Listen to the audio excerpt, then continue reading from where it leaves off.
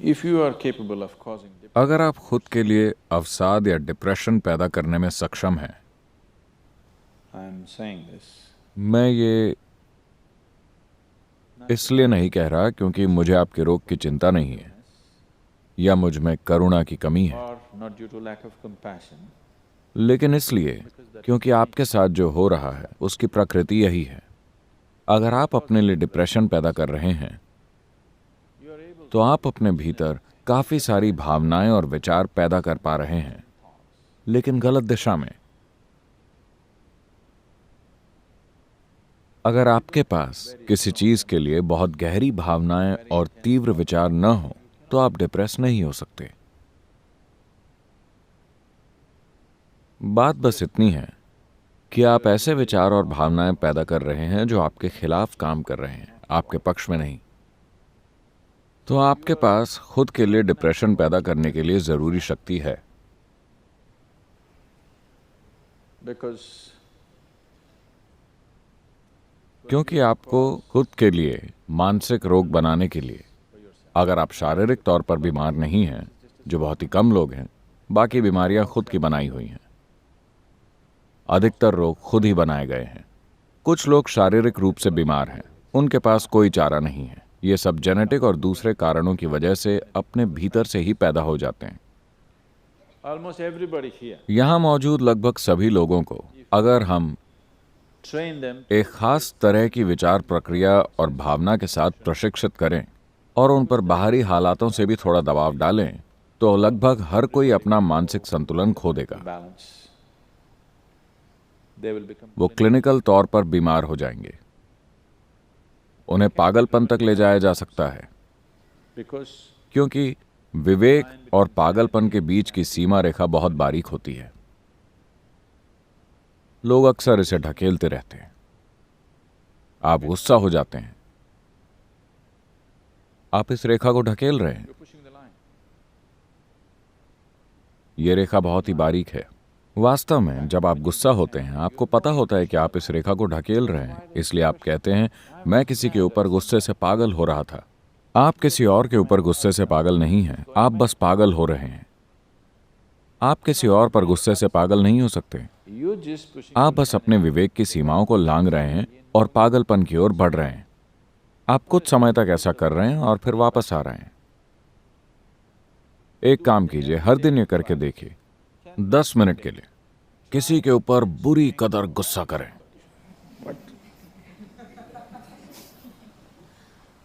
आप देखेंगे कि 3 महीने में ही आप क्लिनिकल तौर पर वहां पहुंच जाएंगे।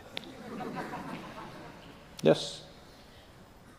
Just try it. अगर चाहें तो आजमा कर देख लें, क्योंकि अगर आप लगातार इस रेखा को ढकेलते रहे, आप पागल होते हैं और वापस आ जाते हैं, पागल होते हैं, वापस आ जाते हैं। एक दिन आप वापस नहीं आ सकेंगे। जिस दिन आप वापस मुड़कर नहीं आ पाएंगे, तब आप क्लिनिकल तौर पर बीमार हो जाएंगे। आपको समझ लेना चाहिए कि अगर आप एक पल के लिए भी गुस्सा हुए तो आप बीमार हैं। हो सकता है कि आपको डॉक्टर से इस रोग का सर्टिफिकेट न मिला हो, उन्होंने आपके ऊपर पागलपन का सर्टिफिकेट नहीं लगाया, लेकिन आप उस दिशा में बढ़ रहे हैं, है ना? Isn't it? You think it's your right, आपको लगता है कि आपका हक है नखरे दिखाना, आपको लगता है कि आपका हक है लोगों पर गुस्सा करना, आपको लगता है कि आपका अधिकार है कि आप डिप्रेस्ड रहें ताकि आप किसी का ध्यान आकर्षित कर सकें। आप ये खेल खेलते रहिए। एक दिन आएगा जब आप वापस नहीं आ पाएंगे। आप रोज इस सीमा को लांघते रहते हैं। एक दिन आप देखेंगे कि आप उसे वापस लांघ नहीं सकते। उस दिन आपको डॉक्टर की जरूरत पड़ेगी। till then, तब तक हर किसी को आपसे राहत चाहिए होती थी, पर जिस दिन आप वापस नहीं आ सकेंगे, उन्हें राहत मिल जाएगी, क्योंकि अब वो आपको पकड़कर डॉक्टर के हवाले कर सकते हैं। वरना आप हर दिन में कई बार अस्थायी तौर पर पागल होते रहते हैं। वो आपको पागल खाने भी नहीं भेज सकते, उन्हें आपको सहन करना पड़ता है, आपके परिवार वालों, दोस्तों और आपके आसपास के लोगों को। कम से कम अगर आप सच में क्लिनिकल तौर पर रोगी घोषित हो जाएं, तो हम आपको वहां जाकर सौंप सकते हैं। तमिलनाडु में एक मंदिर है, आपको पता है? जहां ऐसे लोगों को जंजीरों से बांध कर रखते हैं। वहां कोई अस्पताल नहीं है, मानसिक रोगों के लिए कोई अस्पताल नहीं है। There is a temple. वहां एक ऐसा मंदिर है जिसे किसी ने मानसिक रोगियों को स्वास्थ्य की ओर वापस लाने के लिए बनाया था। So, उनका परिवार उन्हें वहां ले जाकर छोड़ देता है। उन्हें जंजीरों से बांधकर मंदिर में रख दिया जाता है। आप उन्हें कुछ पैसा दे दीजिए, वो आपके भोजन का प्रबंध कर देंगे और आप वहां बिल्कुल जानवरों की तरह बंधे रहते हैं। मेरे ख्याल से अगर अस्पताल भी ऐसे ही चलाई जाएं, तो कई लोग पागल ही नहीं होंगे। वो अपना संतुलन बनाए रखेंगे। अभी तो सब कुछ बड़ा डीलक्स है। अगर आप अस्पताल को बहुत आरामदायक बना दें, तो ये बीमार पड़ने का फायदा बन जाएगा। और आपके जीवन में बीमार पड़ने के बहुत से फायदे हैं। बचपन से ही आपको सबसे अधिक ध्यान तभी मिला जब आप बीमार पड़े। जब आप खुश थे तो वो आपके ऊपर चिल्लाते थे। जब आप खुशी में चीखते चिल्लाते थे तो वो बड़े लोग वापस आप पर चिल्लाते थे। फिर then boo boo boo boo boo boo boo boo. When you are a child, बचपन में बीमार पड़ना अच्छा होता था, क्योंकि आपको अपने माता पिता और अपने आसपास के लोगों का पूरा ध्यान मिलता था और आपको उस दिन स्कूल भी नहीं जाना पड़ता था। तो आपने शारीरिक तौर पर बीमार पड़ने की कला सीख ली।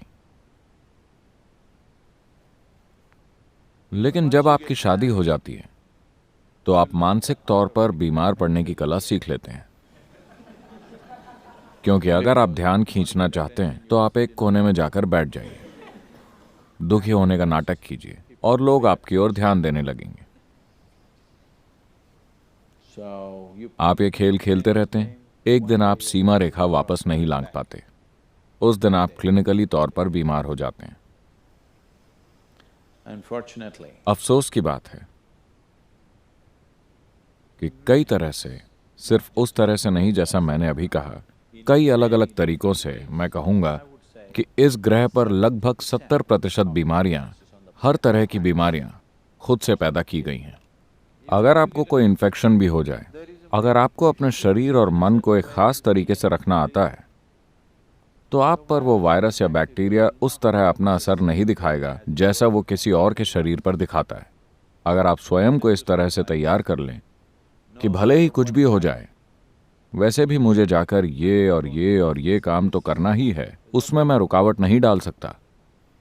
the last 29 years, पिछले 29 सालों के दौरान मैंने एक भी कार्यक्रम इसलिए रद्द नहीं किया है क्योंकि मुझे बुखार है, मुझे जुकाम है, मुझे ये है, मुझे वो है।